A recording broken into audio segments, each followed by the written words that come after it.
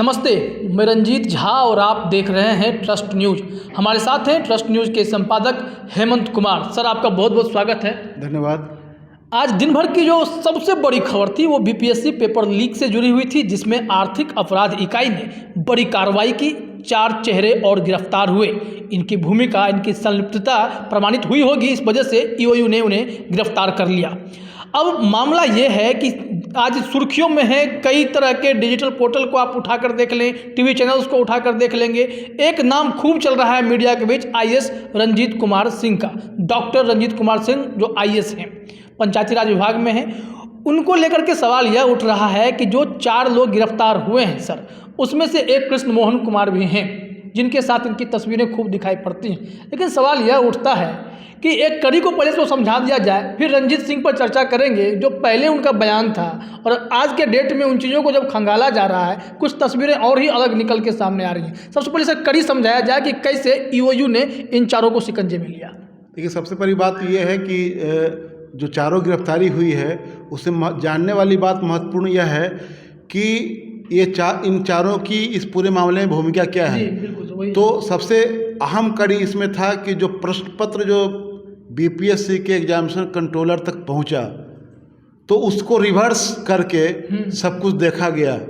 EOU ने उसको reverse जा करके देखा और उसी के रिवर्स जाने में ये सब लपेटे में आए हैं। ये 4 जो हैं जो आज जिसके बारे में ईओयू ने बताया कि जो 4 लोग गिरफ्तार किए गए हैं, उसमें एक सुधीर कुमार है जो औरंगाबाद का रहने वाला है, एक निशिकांत है जो सिवान का रहने वाला है, एक कृष्ण मोहन है जो वैशाली के दसरी का रहने वाला है और वहाँ दसरी हाई स्कूल में वो शिक्षक है, एक राजेश कुमार है जो सचिवालय में कृषि विभाग में सहायक है, विकास भवन में वो बैठता है। इन 4 लोगों की गिरफ्तारी हुई है।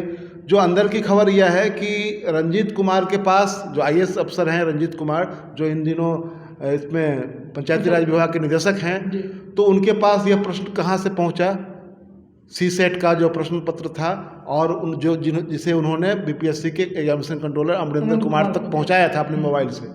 तो अब तक जो इसमें जो जानकारी आ रही है कि उन तक पहुंचा था कृष्ण मोहन के जरिए।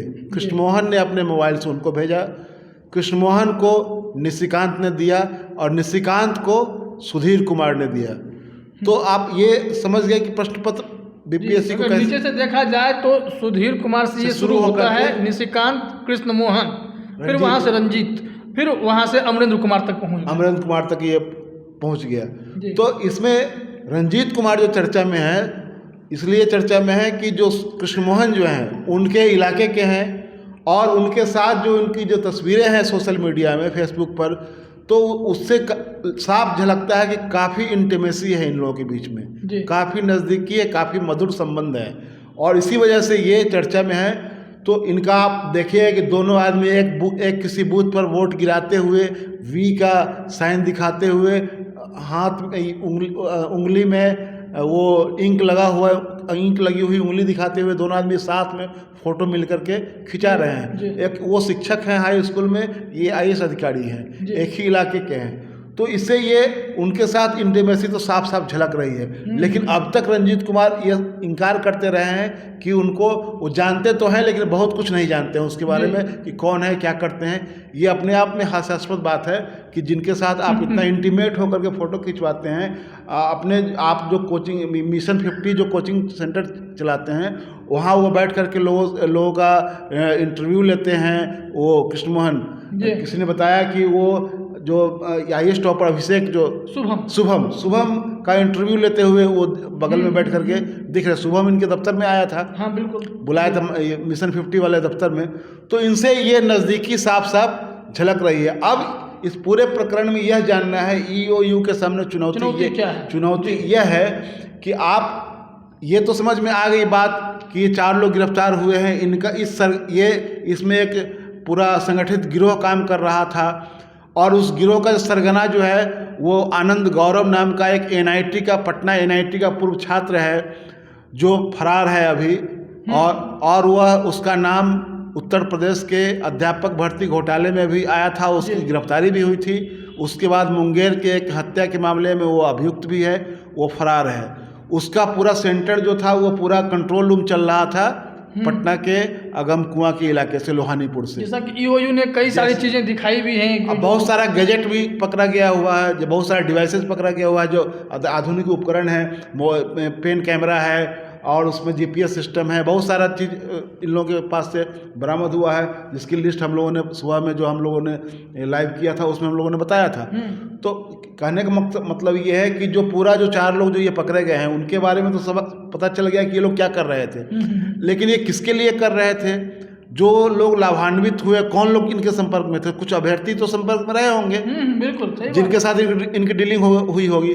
दूसरे की इन चारों ने बीपीएससी का प्रश्न पत्र लीक करने के लिए कहाँ सेंधमारी की, जी बिल्कुल, कौन सी जगह थी, क्या बीपीएससी के स्ट्रांग रूम में सेंधमारी हुई या किसी जिला के स्ट्रांग रूम में सेंधमारी हुई, यह जानना जरूरी है। जब इस पर जाएंगे तब पता चलेगा कि आखिरकार और कौन ऊपर बैठे कौन लोग हैं जी।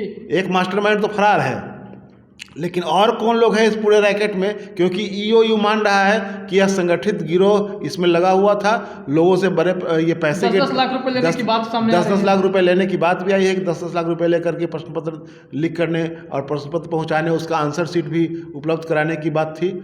तो ये साफ साफ समझ में आ रहा है कि 2 तरह की चुनौती है, एक तो इस पूरे रैकेट का लाभान्वित होने वाला पक्ष, पेपर पाने वाला, और उसके बदले में पैसा लेने वाला, कौन लोग और लोग हैं ये जानना चाहिए। इसमें से जरूरी तो यह है कि एक तो पहले जड़ में भी जाना होगा कि सुधीर के नीचे कौन था, और फिर एक ये ऊपर जाना होगा कि आईएएस रंजीत सिंह से लेकर के कड़ी खत्म हो जाती है अमरेंद्र कुमार पर, वहाँ आने के बाद चीज़ें खत्म हो जा रही हैं कि वहाँ तक पेपर पहुँचा, उसके बाद की कोई कहानी नहीं है। तो पकड़ना तो जड़ में ही है कि असली कौन था जिसके पास पहुँचा, और फिर टॉप से कोई आदमी था जिसने लीक किया, क्या आयोग के अंदर से भी गड़बड़ियाँ हुई हैं, सवाल तो यह भी है। बिल्कुल, क्योंकि जितने लोग गिरफ्तार हो रहे हैं तो उनके पास ये कर उनकी फॉरवर्डिंग करी है ये लोग, हाँ आपके पास हमारे पास, और हमने किसी को लाभान्वित कर दिया, हम शायद इस कारण से गिरफ्तार हो गए। कई मामले तो ऐसे ही लग रहे हैं फिलहाल कि कोई अगर कृष्ण मोहन गिरफ्तार हुआ है सिर्फ फॉरवर्डिंग के लिए तो गिरफ्तार नहीं हुआ होगा, वो किसी न किसी को लाभ पहुंचाया होगा इससे। दूसरा ये है कि जो सचिवालय का कर्मचारी पकड़ा गया है राजेश कुमार जी, जो कृषि विभाग में सहायक है, तो उसके घर से भी बहुत सारे डिवाइसेस मिला है। वो पटेल नगर में, शास्त्री नगर के इलाके में रहता है, गांधी चौक वहाँ कोई इलाका है वहाँ से, तो उसके घर से भी बहुत सारे डिवाइसेस पकड़े गए हैं। तो और उसका सचिवालय का कनेक्शन, सचिवालय में जिस फ्लोर पर ये सारा दफ्तर है उसी फ्लोर पर ऊपर में आप देखिएगा तो और लोग दफ्तर है, रंजीत सिंह जहाँ बैठते हैं जो निदेशक हैं वो लगभग उसी फ्लोर पर शायद बैठते भी हैं उसी इलाके में। तो ये सारा कनेक्शन, संभावित दोस्ती बातचीत तो रही होगी, अब बातचीत रही होगी नहीं रही होगी ये नहीं जानते, लेकिन सचिवालय का एक स्टाफ इसमें इन्वॉल्व है, इसका मतलब कहीं ना कहीं से कड़ी और भी जुड़ रही है बिल्कुल।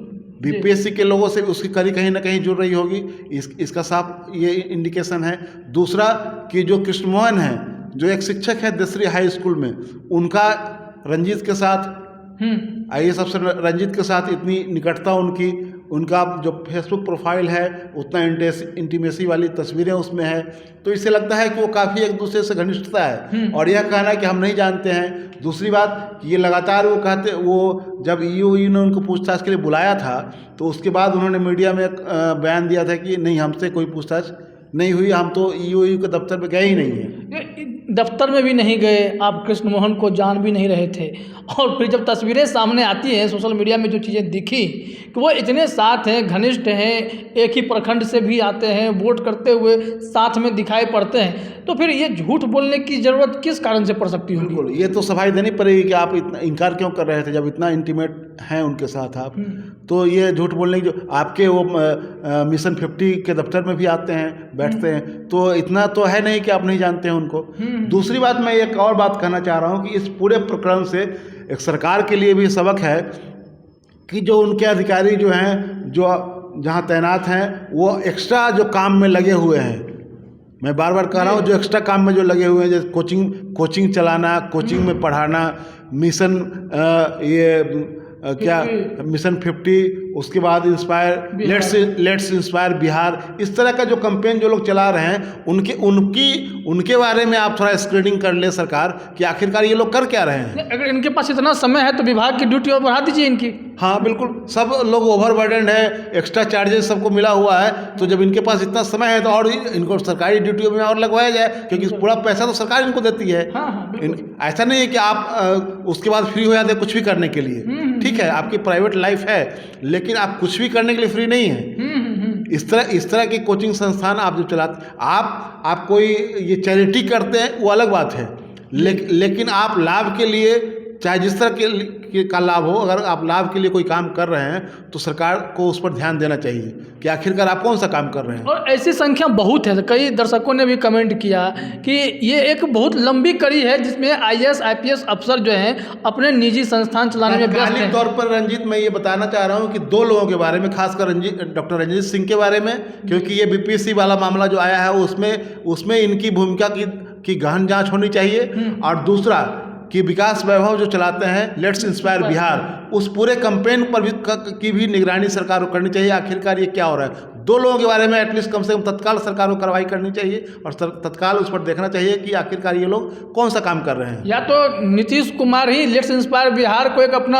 आधिकारिक ऑफिशियल कार्यक्रम घोषित कर दें और ये जिम्मेदारी इनको दे दें, गृह विभाग में किसी और की नियुक्ति हो जाए। अब नीतीश कुमार एक तरफ सामाजिक जागरूकता का कैंपेन खुद चलाते हैं, अब एक अफसर जो है वो सारा मैंने सरकारी ड्यूटी कितना करते हैं उसके अलावा वो लेट्स इंस्पायर बिहार का कैंपेन चला रहे हैं। लगातार अब सरकारी संसाधनों का इस्तेमाल हो रहा है। मनीष कश्यप जैसे लोग सम्मानित होते हैं, मनीष कश्यप जैसे लोग सम्मानित होते हैं, राजीव बर्मसी उनको बुलाकर सम्मानित करता है। दोनों ऐसे लोग हैं जिन पर सांप्रदायिक तनाव पैदा करने के लिए, सांप्रदायिक नफरत फैलाने के आरोप लगे हुए हैं। तो ये इस पूरे प्रकरण का ये एक तरह से ये सरकार के सामने एक सबक है कि आप इन दोनों को कम से कम देखिए कि आखिरकार ये अफसर लोग कर क्या रहे हैं। तो EOU के अगर चुनौती को देखा जाए, एक तो है कि जड़ में पहुंचना चाहिए, दूसरी सर अगर सलाह के तौर पर देखा जाए तो आर्थिक अपराध इकाई को क्या रंजीत सिंह से सघन पूछताछ करनी चाहिए? रंजीत सिंह से तो पूछताछ होगी, क्योंकि अब तक जो चीज़ें सामने आई है उसमें और बहुत खुलासे होने हैं। कुछ चीज़ें हम लोग ये समय आने के साथ धीरे धीरे बातें सामने आएंगी, उस पर हम लोग बाद में बातचीत करेंगे। लेकिन ये तय है कि देखिए, आर्थिक अपराध इकाई की अपनी एक सीमा है, लेकिन सरकार जो है वो सीमा विहीन है। उनको सरकार अगर चाहेगी तो बहुत सारी चीज़ों को वो नियंत्रण में ले सकती है। सरकार को चाहिए कि इन चीज़ों को देखने के लिए, उन चीज़ों को नियंत्रित करने के लिए आपको अपना एक मैकेनिज्म डेवलप करना पड़ेगा कि आखिरकार ये हमारे अधीन काम करने वाले, सरकार से पैसा लेने वाले अधिकारी क्या क्या कर रहे हैं। जी, ये क्लियर होना चाहिए। तो कुल मिलाकर आप ये समझिए कि BPSC पेपर लीक कांड में जांच अभी लगातार जारी है। असली कौन है इसके पीछे गुनहगार, जिसने पेपर लीक वाकई में शुरुआत से की है, जो इसका स्टार्टर कौन था, उसको पकड़ने के लिए EOU लगातार कोशिश कर रही है। और इस बीच में कई सारी ऐसी कड़ियाँ पहुंची हैं, जुड़ी हैं, जिसमें IAS रंजीत कुमार सिंह तक के नाम उछाले गए। वहां पर उनके ऊपर पूछताछ चल रही थी। पूछताछ को उन्होंने जो है बाद में यह कहा कि हम जानते नहीं थे, लेकिन तस्वीरें ऐसी सामने आ गई जो यह बताती हैं कि आप इनकार नहीं कर सकते हैं कि आप उसको जानते नहीं थे, क्योंकि ये लंगोटिया यार जैसी स्थिति दिखाई पड़ रही थी। तो थोड़ा इंतजार करना पड़ेगा, लेकिन उतनी इंटीमेट तस्वीरें तो लंगोटिया यार के साथ ही होती है। बिल्कुल, ये लंगोटिया यार वाली स्थिति थी। तब थोड़ा इंतजार करना पड़ेगा, क्योंकि जांच की आंच कहां जाएगी इसके लिए वक्त लगेगा, लेकिन सच्चाई सामने जरूर आएगी। तब तक इंतजार कीजिए और हम लोगों के पास जैसे भी कोई इनपुट मिलता है सबसे पहले ईमानदारी से आपके पास हम पहुंचाएंगे, क्योंकि हम लोग ट्रस्ट न्यूज़ हैं, तो भरोसा कीजिए हम पे। धन्यवाद।